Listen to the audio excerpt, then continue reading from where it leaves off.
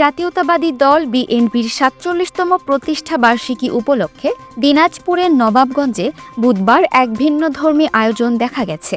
নানা রকম ষড়যন্ত্র মোকাবেলা করে দেশে গণতন্ত্র ফিরিয়ে আনার প্রত্যয়ে দিনটি উদযাপন করা হয়েছে, যেখানে কয়েক হাজার নেতাকর্মীর স্বতঃস্ফূর্ত অংশগ্রহণ ছিল চোখে পড়ার মতো।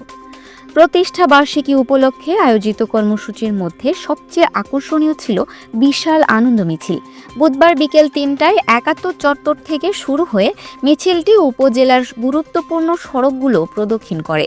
এ সময় নেতাকর্মীদের স্লোগানে পুরো এলাকা মুখরিত ছিল। মিছিলের পর ৭১ চত্বরে একটি পথসভার আয়োজন করা হয়। এই নবাবগঞ্জ থেকে জয়যুক্ত করার জন্য মনে রাখতে হবে, ষড়যন্ত্রকারীরা অনেক কথা বলবে, অনেক ধরনের কুৎসা রটনা করবে, কোনোটাতে কান দেওয়ার দরকার নাই। মনে রাখবেন, আপনারা সবাই শহীদ জিয়ার আদর্শের সৈনিক। শহীদ জিয়া তো ওই মানুষ যিনি স্বাধীনতার ঘোষণা দিয়ে পালিয়েও যান নাই, আত্মসমর্পণ করেন নাই, অস্ত্র হাতে যুদ্ধ করে দেশের স্বাধীনতা এনে দিয়েছেন। শহীদ জিয়া ওই মানুষ যে বাকশালের উপর বহুদলীয় গণতন্ত্র প্রতিষ্ঠা করেছেন।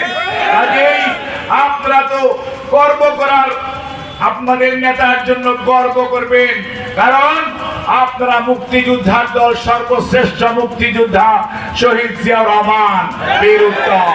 আপনারা তার দল করেন। আপনারা একদলীয় শাসন ব্যবস্থা থেকে বহুদলীয় শাসন ব্যবস্থায় বাংলাদেশে চালু করেছে শহীদ জিয়াউর রহমান। কাজেই আপনারা এমন এক দেশপ্রেমিক মানুষের দল করেন যে দেশপ্রেমিক মানুষটির দেশপ্রেম নিয়ে কোনো প্রশ্ন নাই। দেশপ্রেম ১০০তে ১০০ই পেতে হয়।